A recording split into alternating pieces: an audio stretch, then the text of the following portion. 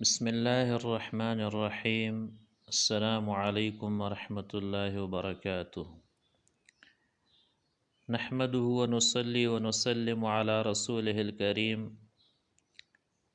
اما بعد، عن ابن عمر رضی اللہ تعالی عنہما قال قال رسول اللہ صلی اللہ علیہ وسلم ما من ایام اعظم عند اللہ ولا احب الیہ العمل فیہن من هذه الایام عشر ذی الحجہ او قال العشر فاکثروا فیہن من التسبیح والتہلیل والتکبیر والتحمید۔ میرے عزیز ساتھیوں، ذی الحجہ کا مہینہ شروع ہے۔ اللہ تبارک و تعالی نے ماہ ذو الحجہ کو بالخصوص اس کے پہلے عشرہ کو حرمت، برکت، عظمت اور فضیلت عطا فرمائی ہے۔ اس مہینے کا شمار ان 4 مہینوں میں ہوتا ہے جن کو حرمت، عزت والے مہینے کہا جاتا ہے۔ ان میں خون ریزی، لڑائی جھگڑا وغیرہ کرنا بہت بڑا گناہ ہے۔ بخاری شریف کی حدیث ہے، حضرت ابو بکر رضی اللہ تعالیٰ عنہ سے روایت ہے کہ نبی کریم صلی اللہ علیہ وسلم نے فرمایا، زمانہ گھوم کر اسی حالت پر آ گیا جیسے اس دن تھا جب اللہ رب العزت نے آسمان اور زمینوں کو پیدا فرمایا تھا۔ سال کے 12 مہینے ہیں اور ان میں سے 4 حرمت یعنی عزت و احترام والے ہیں، 3 تو اکٹھے ترتیب کے ساتھ ہے، یعنی ذوالقعدہ، ذوالحجہ، محرم، اور چوتھا رجب والا مہینہ ہے جو جمادی الثانی اور شعبان کے درمیان میں ہے۔ دوسری فضیلت، اس مہینے کے پہلے 10 دنوں میں کیے جانے والے نیک اعمال کا ثواب باقی ایام کے مقابلے میں زیادہ عطا کیا جاتا ہے۔ بخاری شریف کی حدیث ہے، حضرت عبداللہ ابن عباس رضی اللہ تعالیٰ عنہما سے روایت ہے کہ رسول اللہ صلی اللہ علیہ وسلم نے ارشاد فرمایا، عشرہ ذی الحجہ میں کیے جانے والے نیک اعمال دوسرے عام دنوں میں کیے جانے والے نیک اعمال کے مقابلے میں اللہ تعالیٰ کے ہاں بہت زیادہ فضیلت والے ہیں۔ صحابہ کرام رضی اللہ عنہم نے عرض کیا، رسول اللہ صلی اللہ علیہ وسلم، کیا جہاد بھی ان کے برابر نہیں؟ آپ صلی اللہ علیہ وسلم نے فرمایا، ہاں، مگر وہ شخص جو جان و مال لے کر جہاد کے لیے نکلے اور پھر ان جان و مال میں سے کچھ بھی واپس نہ آئے، یعنی وہ شہید ہو جائے۔ عبداللہ ابن عمر رضی اللہ تعالی عنہ، حضرت عبداللہ ابن عمر رضی اللہ تعالیٰ عنہ سے روایت ہے کہ رسول اللہ صلی اللہ علیہ وسلم نے فرمایا، اللہ تعالیٰ کے ہاں عشر ذو الحجہ بہت زیادہ عظمت والا ہے، اور ان 10 دنوں میں کی جانے والی عبادت باقی ایام کی بنسبت اللہ کو زیادہ محبوب ہے۔ ان دنوں میں کثرت کے ساتھ اللہ تعالیٰ کی تسبیح کرو، یعنی سبحان اللہ کہو، تحلیل یعنی لا الہ الا اللہ کہو، تکبیر یعنی اللہ اکبر، اور تحمید یعنی الحمدللہ کہو۔ اس مہینے کو یہ فضیلت بھی حاصل ہے کہ یہ دین اسلام کے 5ویں اہم رکن حج کی ادائیگی کا مہینہ ہے۔ اس مہینے کے مخصوص ایام 9 ذی الحجہ کی نماز فجر سے 13ویں ذی الحجہ کی نماز عصر تک ہر فرض نماز کے بعد تکبیرات تشریق کہی جاتی ہے۔ تکبیر تشریق یہ ہے، اللہ اکبر لا الہ الا اللہ اللہ اکبر وللہ الحمد۔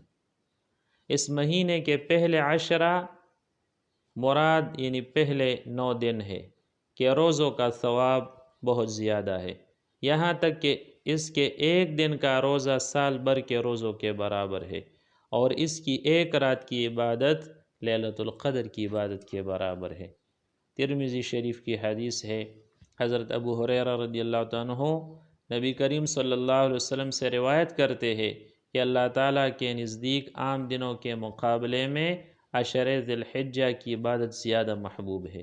عشرہ ذی الحجہ کے 1 دن کا روزہ عام دنوں کے 1 سال کے روزوں کے برابر ہے، اور عشر ذی الحجہ کی ایک رات کی عبادت لیلۃ القدر کی عبادت کے برابر ہے۔ یہ فضیلت یکم سے 9 ذی الحجہ تک کے روزوں کی ہے۔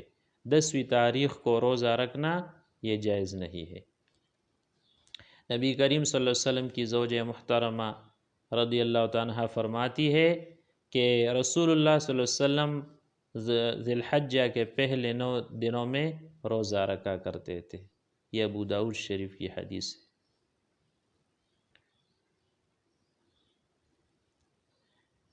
اس مہینے کی 9ویں تاریخ یعنی یوم عرفہ کا روزہ، جس کا حدیث مبارک میں بہت زیادہ اجر ذکر کیا گیا ہے۔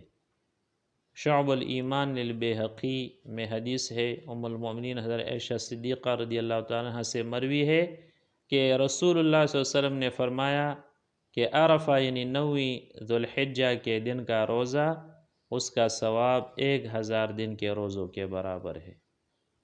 اور حضرت فضل ابن عباس رضی اللہ تعالیٰ عنہما سے روایت ہے کہ نبی کریم صلی اللہ علیہ وسلم نے فرمایا، جو شخص عرفہ کے دن اپنی زبان کی، اپنے کانوں کی اور اپنی آنکھوں کی حفاظت کرتا ہے تو اس دن سے لے کر دوسرے سال عرفہ کے دن تک اس کے گناہوں کو اللہ تعالیٰ معاف فرما دیتے ہیں۔ یہ حدیث بھی شعب الایمان للبیہقی میں ہے۔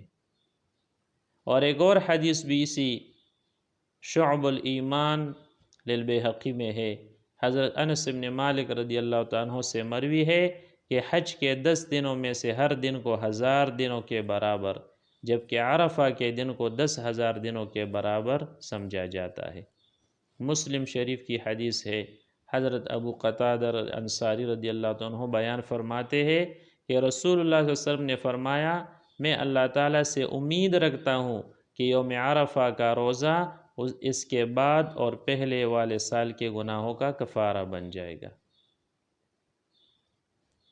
اور ایک فضیلت یہ بھی ہے کہ اس مہینے کی 9ویں تاریخ یعنی یوم عرفہ میں اللہ رب العزت لوگوں کو جہنم سے کثرت کے ساتھ آزاد فرماتے ہیں۔ مسلم شریف کی حدیث ہے۔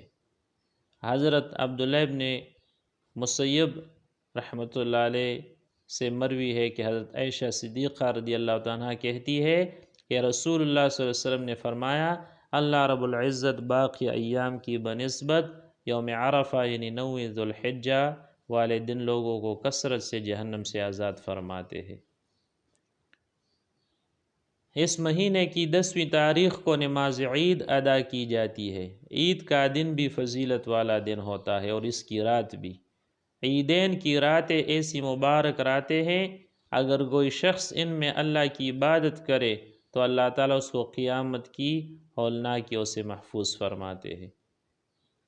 سنن ابن ماجہ کی حدیث ہے، حضرت ابو امامہ رضی اللہ تعالیٰ عنہ سے مروی ہے کہ رسول اللہ صلی اللہ علیہ وسلم نے فرمایا، من قام لیلۃ العیدین محتسبا للہ لم یمت قلب یوم تموت القلوب، کہ جس شخص نے دونوں عیدوں یعنی عید الفطر اور عید الاضحیٰ کی راتوں میں ثواب کا یقین رکھتے ہوئے عبادت میں رات گزاری اور عبادت میں مشغول رہا تو اس کا دل اس دن نہ مرے گا جس دن لوگوں کے دل مردہ ہو جائیں گے۔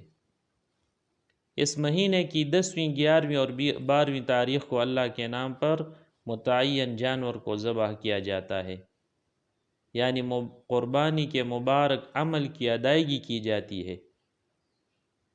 اس دن اس عمل سے زیادہ کوئی اور عمل زیادہ اجر و ثواب والا نہیں ہے۔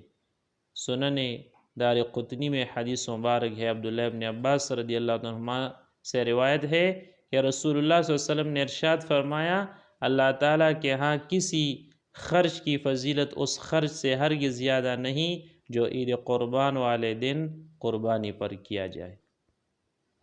جامع ترمذی شریف کی حدیث ہے، ام المؤمنین سیدہ عائشہ صدیقہ رضی اللہ عنہا سے روایت ہے کہ رسول اللہ صلی اللہ علیہ وسلم نے فرمایا، عید الاضحیٰ کے دن کوئی نیک عمل اللہ تعالیٰ کے نزدیک قربانی کا خون بہانے سے محبوب اور پسندیدہ نہیں، اور قیامت کے دن قربانی کا جانور اپنے بالوں، سینگوں اور کروں سمیت آئے گا اور قربانی کا خون زمین پر گرنے سے پہلے اللہ تعالیٰ کے ہاں شرف قبولیت حاصل کر لیتا ہے۔ لہٰذا تم خوش دلی سے قربانی کیا کرو۔ سنن ابن ماجہ کی ایک حدیث ہے، حضرت زید ابن ارقم رضی اللہ عنہ سے روایت ہے کہ رسول اللہ صلی اللہ علیہ وسلم کے صحابہ نے سوال کیا، یا رسول اللہ یہ قربانی کیا ہے، یعنی قربانی کی حیثیت کیا ہے؟ حضور علیہ السلام نے فرمایا تمہارے روحانی باپ حضرت ابراہیم علیہ السلام کی سنت اور طریقہ ہے۔ صحابہ نے عرض کیا ہمیں قربانی کرنے سے کیا ملے گا؟ فرمایا ہر بال کے بدلے میں ایک نیکی۔ صحابہ نے پھر سوال کیا یا رسول اللہ اون کے بدلے کیا ملے گا؟ فرمایا اون کے ہر بال کے بدلے میں نیکی ملے گی۔ جس شخص نے قربانی کرنی ہو اسے چاہیے کہ ذی الحجہ کا چاند نظر آنے سے قربانی کرنے تک ناخن اور بال وغیرہ نہ کاٹے۔ مسلم شریف کی حدیث حضرت ام سلمہ رضی اللہ تعالیٰ عنہ بیان فرماتی ہے کہ رسول اللہ صلی اللہ علیہ وسلم نے فرمایا جب ذی الحجہ کا پہلا عشرہ شروع ہو جائے، یعنی ذی الحجہ کا چاند نظر آ جائے، اور تم میں سے کس کا کو ارادہ ہو قربانی کرنے کا، تو اس کو چاہیے کہ یعنی قربانی کرنے تک اپنے بال اور ناخن نہ تراشے۔ اللہ تعالی ہمیں ان مبارک ایام کی قدر اور ان میں عبادت کرنے کی توفیق نصیب فرمائے۔ وما علینا الا البلاغ۔